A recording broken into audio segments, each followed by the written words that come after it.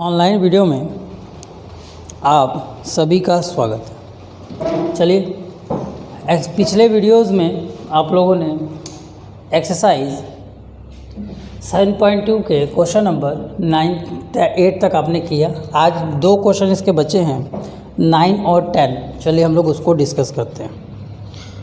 बिंदु ए, एक आपका बिंदु ए है जिसका निर्देशांक आपको दिया है बेटा -2 और 2, ठीक है। और बिंदु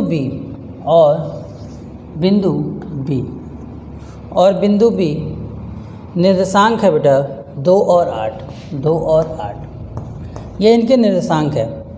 इनको ए बी को 4 बराबर भागों में बांटना है। ए बी को 4 बराबर भागों में बांटना है। तो चलिए शुरू करते हैं। कैसे होगा भाई?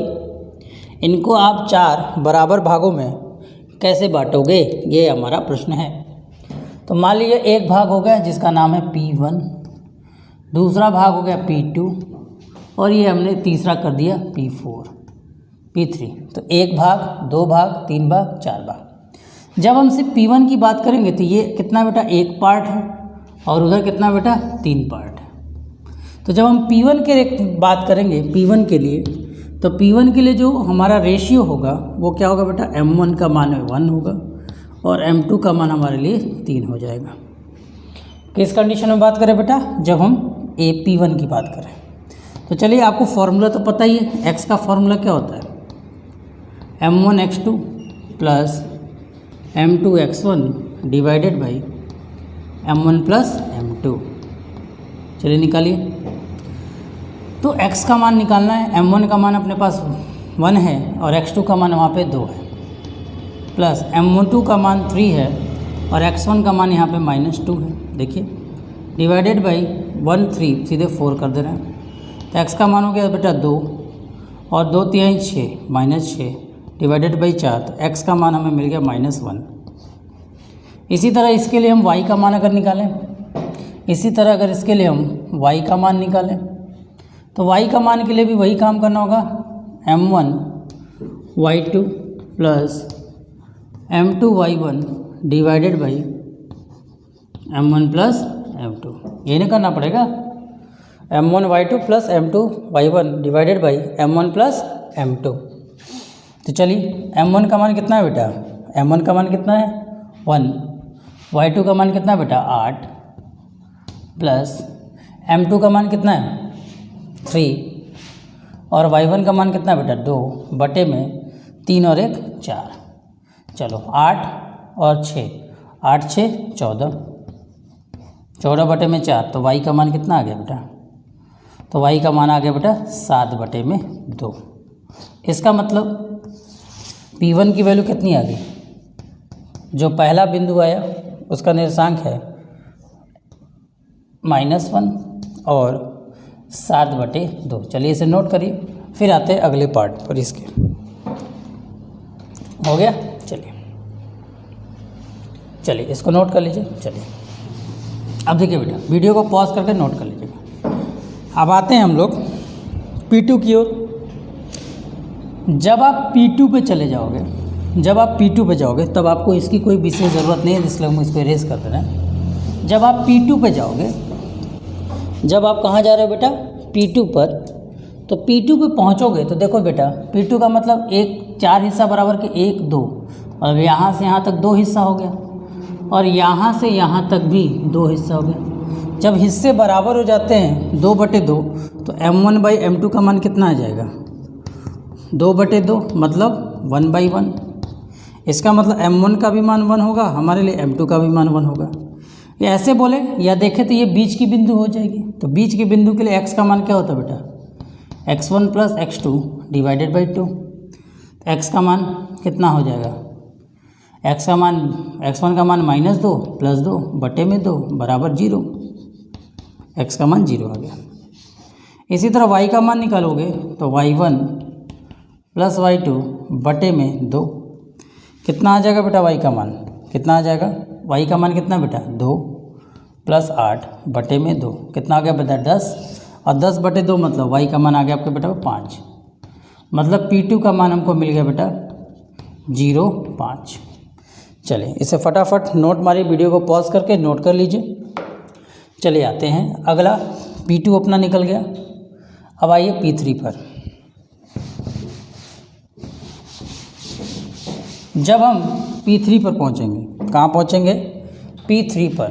तो P3 के लिए देखिए बेटा, जब हम P3 पर पहुँचे तो एक हिस्सा, दो हिस्सा, तीन हिस्सा, तो मतलब P3 पर कितने हिस्से इधर से हो गए? इधर से 3, उधर से 1। ठीक, तो इस कंडीशन में M1 का मान हमारे लिए 3 हो गया और M2 का मान हमारे लिए 1 हो गया। तो चलिए आइए, x का मान कैसे निकलता है बेटा? M1x2 plus M2x1 divided by M1 plus M2। चलिए M1 का मान कितना है बेटा? 3, x2 का मान 2 प्लस M2 का मान कितना है बेटा? 1 इंटू x1 का मान बेटा -2 डिवाइडेड बाई 4। चलिए x का मान कितना हो गया? 6 - 2 डिवाइडेड बाई 4। तो x का मान हो गया बेटा 4/4, x का मान 1 आ गया। इसी तरह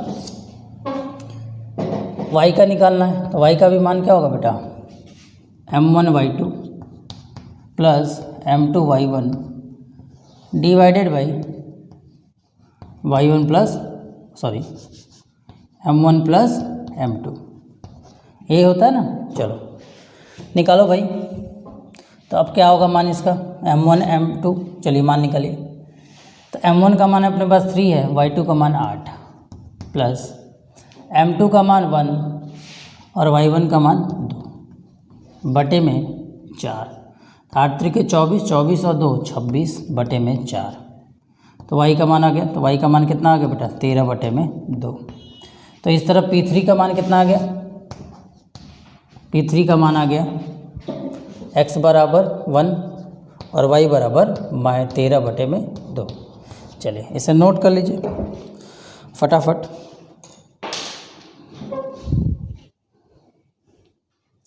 चलिए अब आते हैं हम लोग अगले प्रश्न की ओर, प्रश्न संख्या 10।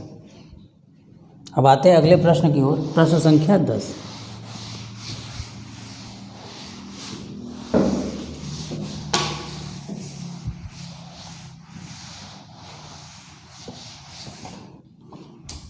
चलिए प्रश्न संख्या 10 की ओर जब हम लोग बढ़ेंगे, प्रश्न संख्या जब हम लोग 10 की ओर बढ़े तो 10 में आपको क्या लिखा हुआ है? एक समचतुर्भुज है जिनके क्षेत्रफल आपको ज्ञात करना है। एक समचतुर्भुज है, समचतुर्भुज का सभी भुजाओं का योग, सभी भुजाएं आपस में क्या होती है बेटा? बराबर होती। A, B, C और D। A का मान 3 0, B का मान 4 5, C का मान -1 4 और D का मान -2 -1। ठीक, इनका क्षेत्रफल लेंगे। अब हिंट में दिया है समचतुर्भुज का क्षेत्रफल 1/2 उनके विकर्णों का योग। तो सबसे पहले आपको क्या निकालेंगे? विकर्ण निकालना है। तो विकर्ण निकालना है, अगर आप AC निकालते हो तो इसमें दूरी का फॉर्मूला यूज़ होगा। दूरी बराबर क्या होता है बेटा? x1 - x2 का whole square plus y1 - y2 का होल स्क्वायर। चलिए सबसे पहले AC निकालिए। AC का मान x1,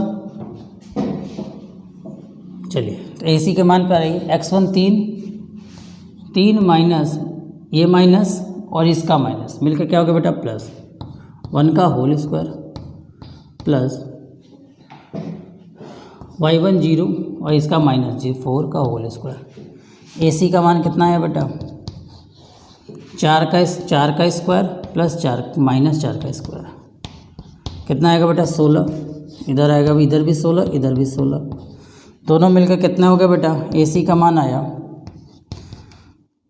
4√2, 4√2। चलिए AC निकल गया। इसी तरह अब आप BD निकालो, इसी तरह आप DB निकालो। चलो DB के लिए क्या होगा बेटा? वही फार्मूले में तो कोई अंतर होगा नहीं। x1 माइनस एक्स टू, तो x1 उसको मान लीजिए 4 माइनस x2, ये माइनस मिलके हो गया प्लस 2 का होल स्क्वायर, प्लस y1 5, ये माइनस और ये माइनस मिलकर हो गया प्लस।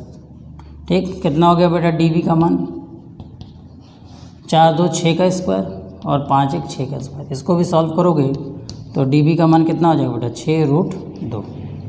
अब क्षेत्रफल कैसे निकलेगा बेटा 1/2। अब इसका जो क्षेत्रफल है वो कैसे निकलेगा 1/2 AC गुणे DB। तो 1/2 AC का मान 4√2 और DB का मान 6√2। तो 2 से 2 गया बचा 2, तो 2 छक्के 12 और √2 का √2 से गुणा करोगे 2। कितना आंसर आएगा बेटा 24 वर्ग मात्रक। 24 वर्ग मात्रक। वर्ग क्यों लगाएं? क्योंकि आपको कोई लंबाई तो दिया नहीं है, तो इसका आंसर कितना आएगा बेटा 24 वर्ग मात्रक। ठीक है, तो इसी के साथ आपका 7.2 एक्सरसाइज पूर्णतः कंप्लीट होता है। अगले वीडियो में हम मिलेंगे आपसे 7.3 एक्सरसाइज के साथ। तब तक धन्यवाद।